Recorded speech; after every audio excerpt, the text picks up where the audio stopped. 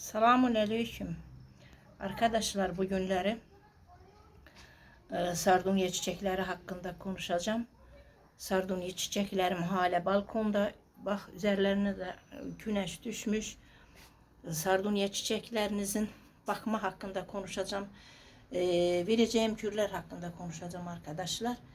Onun için de bugünleri videonu çekmeden önce yine de bak her zamanki gibi ben şunların can sularını uyguladım arkadaşlar.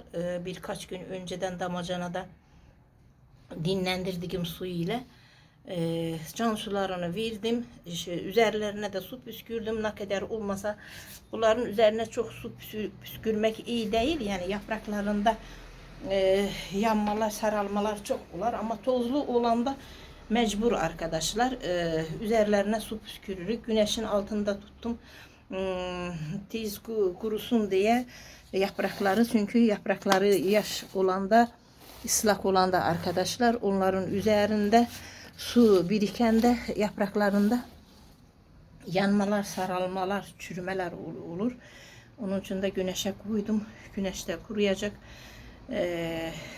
Sardunyalarınızın eğerleri yapraklarında bir saralmalar varsa arkadaşlar, köklerinde çürümeler varsa onda o zaman bilin ki yanlış giden bir şeyler var.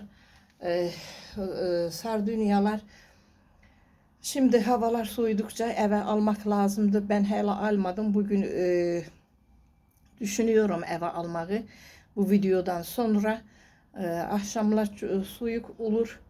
Onun için de eve almak kararına geldim. Bir de bunlara bugünleri güzel bir kür uygulayayım. Sonra eve alım arkadaşlar. Bakın bugünlerin benim kürüm var. Bak burada 2 şişe benim nohut suyum var arkadaşlar. Bu nohut suyunu 2 gündür dolapta bekletiyorum. Dolaptan aldım, biraz ısındırdım, ilik hale getirdim arkadaşlar. İlik hale ona göre getirdim ki çok soğuk buz gibi verseniz çiçeklerinizin köklerine zarar vermiş olarsınız. Köklerinde kurumalar gider arkadaşlar. Çok soğuk eğer buz gibi verseniz. Şimdi de bunun üzerine bak bu kadar bile bir damacanada birkaç gün önceden dinlendirdiğim suyum var. Bu suyu da buna ilave edeceğim arkadaşlar. Ona göre ilave ederim ki bu nohut suyu çok katı. Çok katı. Bunu toprağa tökende toprak emilmesi, toprakta emilmesi çok zorlanır. Onun için de su ilave ederim. Biraz bunu hale getiririm. Duru hale getiririm. Sonra da çiçeklerime uygulayacağım arkadaşlar. Sardunya çiçeklerinizin bunlar yeni diktiklerim arkadaşlar. Ona göre de hala üzerlerinde tomurcukları yok. Şunlarda da budama yapmalıyım. Budaması da kaldı. Ocak'a daha sonbaharın başlangıcında yapmalıydım, kaldı. Burada da tomurcuklar oluşmuştu diye kıyamadım arkadaşlar. Bunlarda ben budama yapacağım ama şimdi yok. Ocak ayından sonra yapacağım arkadaşlar. Hala kalsın o hali de olsun, güzeldi o hali de. Eğer sardunyalarınızın da çiçek açmasını istiyorsanız onlara kaliteli torpaklar seçin. Sonra da güneş almasını saklayın. Mutlaka bunların güneş alması lazımdı arkadaşlar. Güneş almazsa sardunyalar hala çiçek açmaz. Bol hava bile açık bir alanda tutun. Bu havanı bol alsın arkadaşlar. Bak bunlar terastaydı benim arkadaşlarım. Böyle bu haliyle bak bu budaklarında bakın. Bunlarda yaşlanma olup görürsünüz. Şu yaşlanıp bunlar mutlak budamalı. Böyle o haliyle yine de bol hava güneş alan bir yerdedir diye bak bunu terastan yendirdim. Bunda tomurcuklar oluşmuş. Bunlar ama elə de sen diyen yaşları da küçük, onun kadar havalı bir ortamda tutmamışam bunları arkadaşlar. Neyse, böylece her zaman söylüyorum. Yeni gelen arkadaşlarım var, yeni gelen takipçilerim var. Her birinize teşekkür ediyorum. Hepinize teşekkür ediyorum. Arkadaşlar, çok uzun süreli söylüyorum her zaman videolarımda. Uzun süreli videolar yerleştiremiyoruz. Onun için de bakıram süre bitmek üzere. Bu kadar konuşabilirim, bu kadar bilgi sunabilirim. Her videolarımda da yerleştirende başka olan bilgiler de size sunacağım arkadaşlar.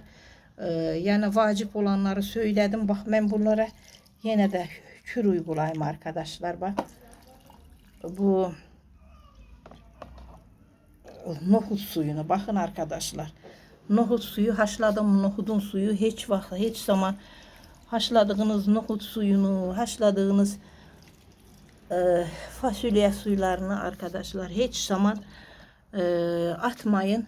Çiçeklerinize uygulayın. Tüm çiçeklerinize uygulayabilirsiniz. Onun gelişmesinde, çiçek açmasında, yeni filizler vermesinde çok önem taşır arkadaşlar. Değişik kürler de uygulayabilirsiniz.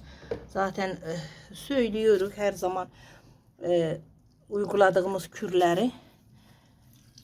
Bak şimdi de bunu uygulayacağım. Kış gelir, nohutlu yemekler çok yapırıq arkadaşlar bu zamanlarda. Nohut suyumuz, fasulye suyumuz bol olacak. İnşallah biz de bol bol tüm çiçeklerimize uygulayacağız. Bu büyük olanı. Burada da tek bir tane ceylan gözlüm var arkadaşlar. Böyle biraz saralma olmuş. Ben evde olmadığım zamanda bunlar çok yıprandı bu çiçeklerim. Bu sene çiçeklerim çok yıprandı. Bakın arkadaşlar, kendilerine hala da gelemiyorlar.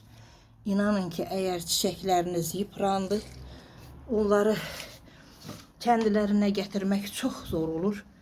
Onun için de çiçeklerinize çok dikkat edin. Havalandırmasına, toprak seçimine, saksı seçimine, harda yerleştirməlisiniz onlara. Bunlara çok dikkat etmelisiniz. Eğerleri dikkat etmezseniz suyuna, mesela can sularını uygulamağına, kürlerini uygulamağına çok dikkat etmelisiniz. Etmeseniz olmur arkadaşlar. İnan ki olmur. Ben bu sene yayın şurada olmadım. Çiçeklerim çok yıprandı. Onun için de geldiğim zamandan da uğraşıyorum. Ancak bu hale getirebildim benim güzel arkadaşlarım. Size tavsiyem bu. Şimdi de budama zamanıdır. Şimdi de budayabilirsiniz. Ama ben daha kaldı yapraklanıp yaprak olduğuna göre biraz güzel görünsün diye beklettim Ocak ayına. İnşallah Ocak ayından sonra şunlarda ben budama yapacağım.